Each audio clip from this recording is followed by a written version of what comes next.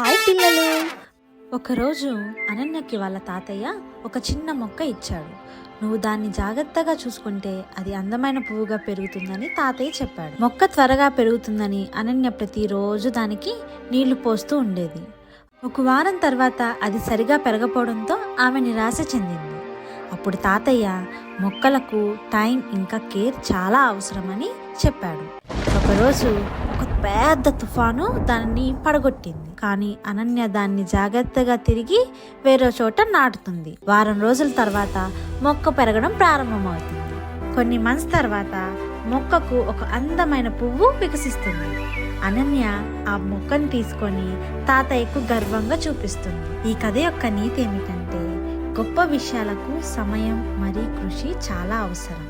మరొక నీతితో మళ్ళీ కలుద్దాం. మా ఛానల్ మీకు నచ్చితే సబ్స్క్రైబ్ చేయండి. ఈ వీడియో మీకు నచ్చితే లైక్ చేయండి.